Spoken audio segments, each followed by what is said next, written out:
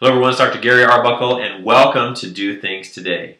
This video is intended for all practice members that share two common beliefs. Number one, the belief of doing things today that others won't in order to accomplish tomorrow what others can't. The ultimate in personal and self-empowerment. And number two, the belief of living a goal-centered and a purpose-driven life, whatever that goal and whatever that purpose is, in order to maximize both your accomplishments and your fulfillment. Great.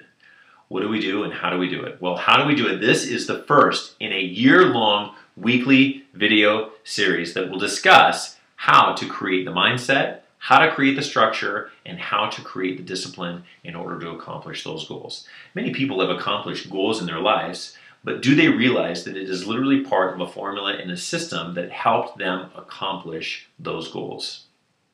And what we're going to do during these weekly videos is concentrate on the number 5. We are literally going to strive for 5. We're going to try and accomplish 5 things and group things into groups of 5 in order to make those accomplishments happen. So for the first month, the month of January, we're going to talk about goals themselves.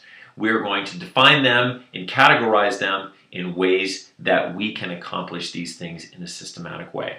Now, the first thing is to start out at the proverbial 30,000 foot level, and then by the end of the month, come down to the 30-foot level and be right on top of them.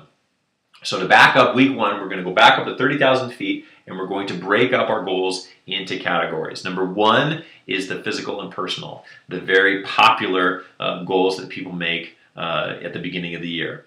These are your physical, your weight and your body fat and your muscle mass and the inches and the dress sizes and the body composition that you want to have. Along with the personal things as far as the hobbies and the skill sets and the talents that you have, along with the material things that you are looking to acquire because it makes life fun and enjoyable. The second category is just the opposite of the material and the tangible, and those are the intangible and the immaterial things as far as mental spiritual. These are things that you want to work on the inside and not the outside, both mentally and spiritually. The third category is professional and financial. This has anything to do with money, job, finances, and career. If you're retired, it is the money and finances that you have acquired from your job and career that you had before. The fourth category is just the opposite of professional and financial, and that is social and community. These are the things that you're doing for the greater good without any monetary compensation. The volunteer and the charitable works that you are going to do to better the greater good.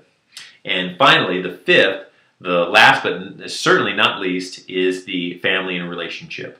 And that's broken up into either the family that you came from or the family and the relationships that you have now. Those are the 5 categories which you break your goals up into. So go ahead and create those categories, create lists within those categories of things that you want to accomplish. And if things are top heavy in one category and light in another, that's okay, because it's not the only time that you're going to do this. And that top heavy category will rotate from one to another. It's not good to have the same category top heavy all the time, because that means that life is out of balance. And we know that one of the definitions of health is balance. So if you are heavy in one category and light in the other, don't worry about it. That will even out as you do this repeatedly over time. So go ahead and make those lists, divide those categories, and write down your goals, and we will see you next week.